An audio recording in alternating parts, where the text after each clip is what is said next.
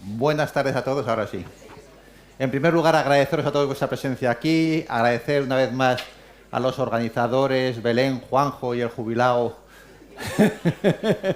su amable invitación, y a lo largo de los próximos 15 minutos vamos a hablar de promesas del futuro, dislipemias, promesas del futuro. Entonces me diréis, ¿por qué es interesante predecir el futuro? Pues como nos dice Woody Allen, por lo menos porque va a ser el sitio donde vamos a pasar el resto de nuestra vida. Y es interesante predecir el futuro y la mejor manera de predecirlo es creándolo. Entonces vamos a crear el futuro a partir de ya y os voy a invitar a un viaje al futuro, para lo cual vamos a utilizar diferentes máquinas de viajar. Vamos a utilizar una serie de herramientas que ya tenemos, pero que nos van a servir para viajar al futuro. Estas máquinas de futuro son los anticuerpos monoclonales, los RNAs de interferencia, los oligonucleótidos, los polipéptidos, las vacunas y el CRISPR. Y ahora os voy a explicar un poquito de qué van estas naves que nos van a llevar al futuro. Entre las proteínas que nos van a llevar al futuro, una de ellas son las adnectinas. ¿Qué oño es eso? Pues son proteínas que se caracterizan porque tienen una altísima afinidad por la diana a la que van dirigidas, que se pueden dar por vía oral o por vía subcutánea, que permeabilizan muy bien por las membranas, que tiene una vida media muy corta y que tiene buenos resultados ya demostrados in vivo y en estudios en fase 1. De los anticuerpos monoclonales, que va a ser nuestra siguiente nave para viajar al futuro, no os voy a decir nada nuevo. Cuanto más humanizado mejor, menos antigenicidad y menos problemas. Oligonucleótidos antisentido. Son cadenas de unos 20 nucleótidos que van unidos a una proteína que se llama GalNAc, que esa tiene la ventaja de que tiene un receptor específico en el hígado y por tanto todo el fármaco que le metes, todas las cadenas que le metes, sabes que van a ir al hígado y no se van a perder por ahí. Una vez en el hígado, el receptor la capta, lo mete de interior, el pH ácido de la célula hace que se separe del receptor y una vez en la célula se va a meter en el núcleo. Y una vez en el núcleo va a buscar la cadena de RNA mensajero que es complementaria, se va a unir a ella y por medio de una RNasa la va a romper. Por lo tanto, recordad de los oligonucleótidos antisentido que actúan en el núcleo de la célula y que su vida media es corta. La vida del RNA es aproximadamente 1 hora. Entonces, la vida media de estos fármacos, cuando se utiliza como fármaco, pues no es muy larga, y que por cada cadena de RNA o por cada cadena de oligonucleótidos vamos a conseguir romper solo una cadena de RNA mensajero. Cosa que no pasa con los RNAs de interferencia, que es nuestra siguiente nave para viajar al futuro. También va unido a una proteína GalNAc, lo que permite pegarse específicamente a las células del hígado, pero esta es una doble cadena de unos 20 nucleótidos también. Tiene una doble cadena y una vez dentro de la célula, en el citoplasma, no en el núcleo como los oligonucleótidos, se va a unir al complejo RISC, que es esta proteína. Ahí van a hacer que las dos cadenas se separen, la pasajero ya queda fuera y nos vamos a quedar con la cadena guía unido al complejo RISC y va a empezar a buscar cadenas de RNA mensajero complementarias. Entonces, cada vez que se une a una cadena de RNA mensajero, la destroza, la rompe.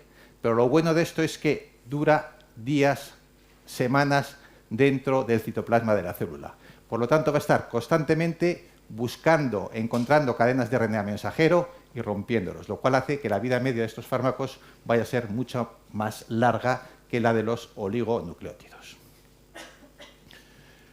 Bien, nuestra cuarta nave va a ser el CRISPR. Y os voy a intentar explicar dentro de mis limitaciones qué es el CRISPR. Bueno, este es el señor Francisco Martínez Mójica, un microbiólogo de la Universidad de Alicante, que descubre el CRISPR. Este hombre se dedicaba a estudiar bacterias y vio que en algunas bacterias había una serie de cadenas que se repetían y que esas cadenas eran DNA de virus que habían atacado a esa bacteria, que los tenía incorporados en su DNA. ¿Qué utilidad tenía eso? Pues cuando aparecía otra vez el virus, la célula bacteriana tiraba de ese DNA del virus que ya tenía de antes, creaba una cadena de RNA mensajero, la unía a una enzima y atacaba al virus cortando la cadena de ADN del virus. Por lo tanto, era un mecanismo defensivo de la bacteria frente a virus. Si la infección era la primera, la bacteria no tiene ese mecanismo de defensa, pero sí puede adquirir un trozo de DNA del virus, meterlo en su DNA y utilizarlo como vacuna para la próxima vez que venga la bacteria, ¿vale? Esto fue lo que descubrió este señor, que ha sido candidato al Nobel, pero que no lo consiguió. Y a partir de ahí sale la tecnología CRISPR. ¿En qué consiste? Fundamentalmente meter en una nanopartícula o en un virus una cadena de RNA que va a actuar de guía, y una enzima, que es la Cas9 o cualquier otra, pero que es una endonucleasa que va a romper el ADN. Entonces, una vez que metemos la nanopartícula o el adenovirus en la circulación, va a buscar el ADN de la célula, va a ir con su guía buscando el sitio donde se une, va a unirse en el punto que queramos que se una, y una vez que se ha unido va a ponerse en marcha las tijeras, la endonucleasa, el Cas9, y va a cortar donde nosotros le hayamos dicho que corte. Una vez que ha cortado, puede servir para silenciar ese gen, y ese gen ya se queda tocado y no va a sacar proteínas de ahí, o RNAs mensajeros, o puede reparar o añadir cadenas de oligonucleótidos que hayamos añadido también. Por tanto, sirve para cortar genes, romperlos y que no codifiquen, o corregirlos y modificarlos añadiendo oligonucleótidos nuevos. Por lo tanto, el CRISPR tiene un futuro bestial en todos los campos que os podéis imaginar, desde oncología, infecciones, SIDA, alimentación. En todos los campos es cuestión de coger un DNA y manejarlo, cortar, poner y quitar, y manejarlo a tu voluntad. Y hablaremos mucho en el futuro, no hoy, pero sí en el futuro, del CRISPR sin falta, sin duda. Bueno, y la quinta nave que vamos a utilizar para viajar al futuro es la vacuna. Pues cualquier proteína, cogemos un trocito de una proteína que tenga capacidad antigénica, lo metemos en el cuerpo humano, hay una defensa de anticuerpos contra esa proteína, lo cual la va a inutilizar, y si la antigenicidad es buena, pues vas a estar creando anticuerpos contra ese trocito de proteína que va a inhibir a la proteína más grande de la que forma parte. Bien, esas son las 5 naves que vamos a utilizar para viajar al futuro, ¿vale? Entonces, ¿a dónde vamos a viajar? Pues vamos a viajar a diferentes épocas del futuro. Vamos a viajar a la época del PCSK9-LDL, vamos a viajar con esas mismas naves a la época de la LPA, y vamos a viajar a la época de las lipoproteínas ricas en triglicéridos. Bueno, ya pasamos a la época de inhibidores de PCSK9 y vamos a ver que podemos utilizar 5 de nuestras naves para ir a esa época y combatir o disminuir la cantidad de PCSK9. Podemos ir a anticuerpos monoclonales, RNA de interferencia, oligonucleótidos orales, adnectinas, CRISPR y vacunas. Los anticuerpos monoclonales, todos lo sabéis, ya están en el mercado. Cuando estén en el mercado pongo la cajita por debajo, así sabéis, para que hagáis una idea. Pues bien, ya sabéis, disminuyen el colesterol LDL un 60% y disminuyen un 20% el riesgo de eventos sobre lo que ya han disminuido los fármacos previos. RNA de interferencia, el inclisiran, consigue descensos del 80% de la PCSK9, disminuciones del colesterol LDL del 50%, con la ventaja de que se pone cada 6 meses. O sea, cada 6 meses consigues descensos de colesterol del 55%. Ya está comercializado en algunos países y en el nuestro pronto, muy pronto, lo vamos a poder tener en el mercado. Estamos pendientes de los resultados del Orión 4, que nos va a decir si esta disminución con inyecciones cada 6 meses disminuye o no disminuye de verdad los eventos cardiovasculares, que es al final lo que nos interesa. Bien, oligonucleótidos orales. Existen, yo no lo podía imaginar, pero sí. Se puede dar oligonucleótidos por boca, se han probado en monos y se ve que pueden disminuir la PCSK9 un 70% y disminuyen el colesterol LDL un 50%. Si en vez de oral esos oligonucleótidos los pones subcutáneos, las reducciones son mucho más importantes, del 70%. Preparando la charla, de repente apareció esta noticia que AstraZeneca decidía no seguir con un fármaco, un oligonucleótido anti-PCSK9, porque solo había alcanzado una disminución del 62% del colesterol LDL y eso no le parecía suficiente para continuar con el fármaco. Desgraciadamente el artículo no está publicado, yo lo he buscado por todos lados y no lo he encontrado, o sea que me imagino que habrá algún problemilla más, que te baje solo el 62% y se quede por debajo de sus expectativas, pues no deja de ser llamativo. Adnectinas. Ya existen adnectinas dirigidas contra la unión de PCSK9 contra el receptor de la LDL.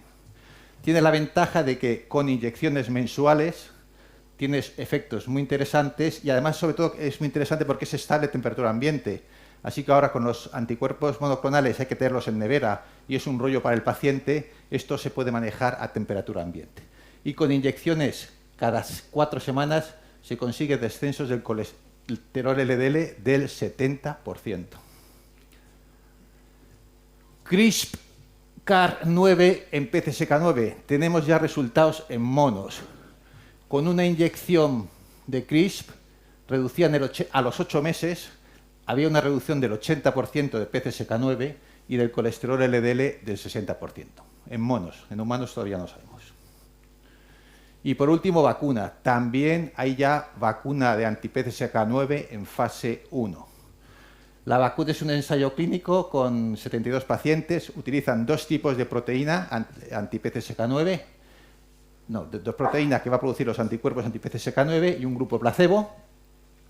La vacuna básicamente son 10 péptidos de PCSK9 con una proteína transportadora y con hidróxido de aluminio. Y como podéis ver en las gráficas de la derecha, cuando se inyecta se dispara la cantidad de la proteína y de anticuerpos y va cayendo en el tiempo, y cuando a los 60 semanas vuelven a inyectar, vuelve a subir. Los resultados por ahora son bastante malillos.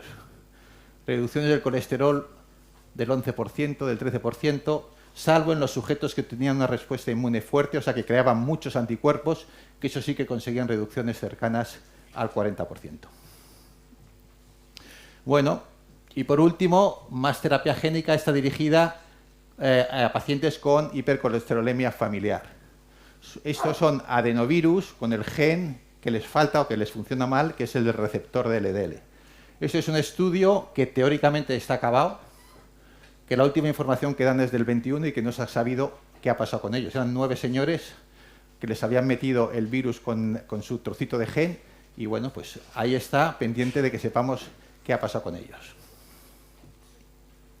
Bueno, y cambiamos de época de galaxia y nos vamos a otra zona del futuro. Ahora nos vamos a la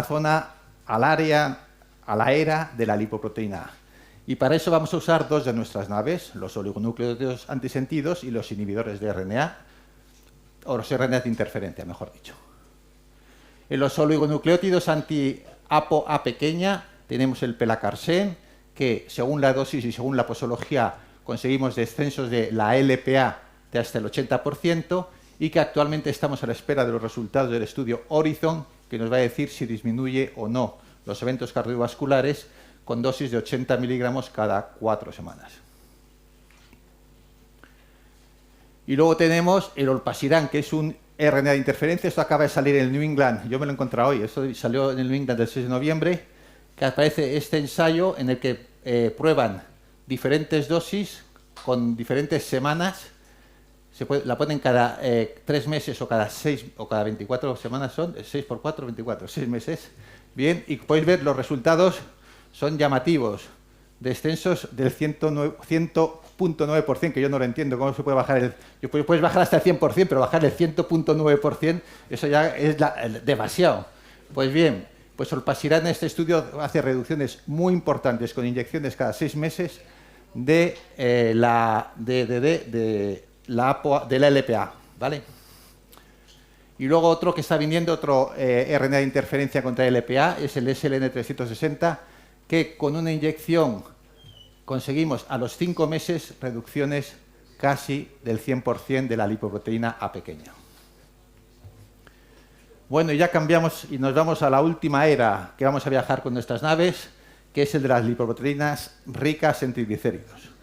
Ahí tenemos 2 dianas posibles, que son la angiopoietina 3 y la ApoC3, y nuestras naves pues son las que ya conocéis.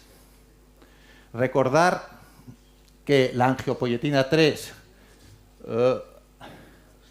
recordar que las lipoproteínas ricas en triglicéridos, a su paso cerca del endotelio, van a ser pilladas por la lipoproteína lipasa, que va a cortar los triglicéridos, va a meter ácidos grasos para dentro de la célula y la molécula va a ir progresivamente disminuyendo de tamaño.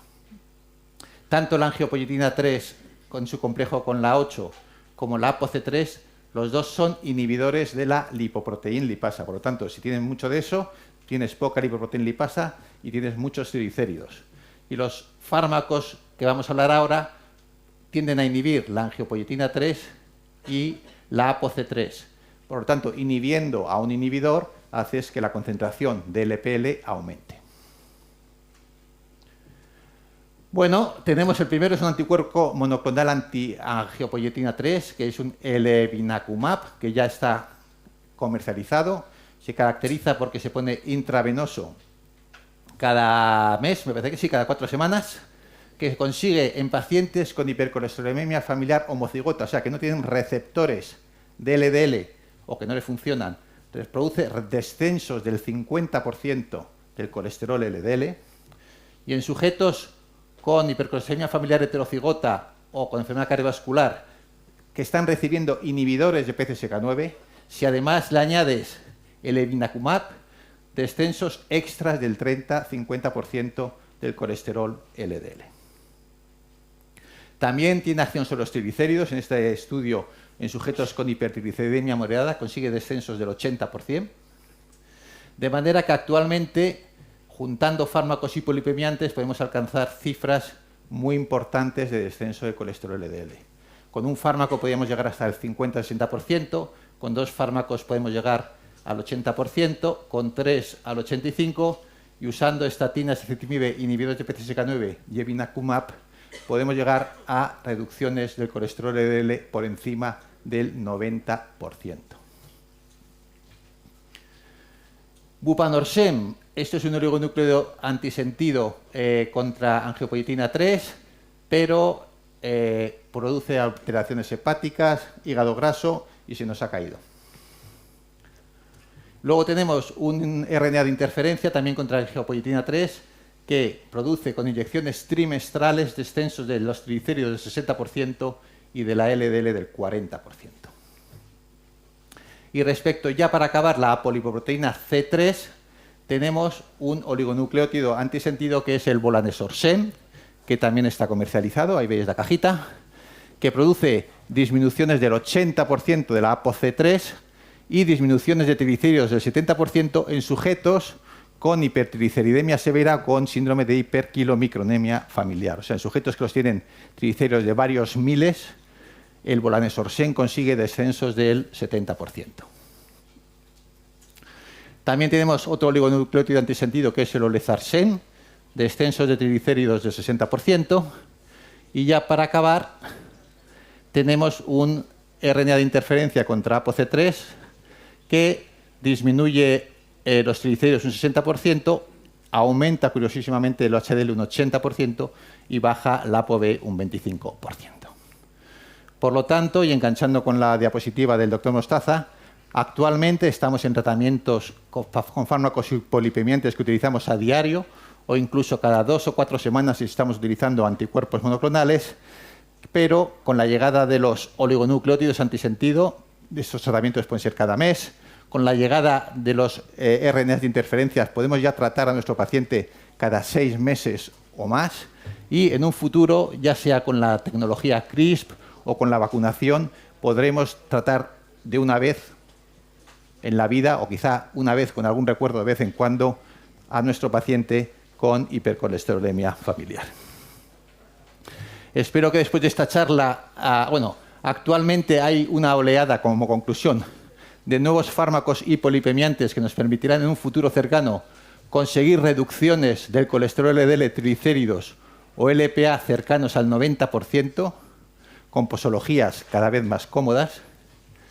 Y solo espero que después de esta charla no os pase como a Paul Valéry, que digáis que el problema de nuestros tiempos es que el futuro ya no es lo que era. Muchas gracias, esto va.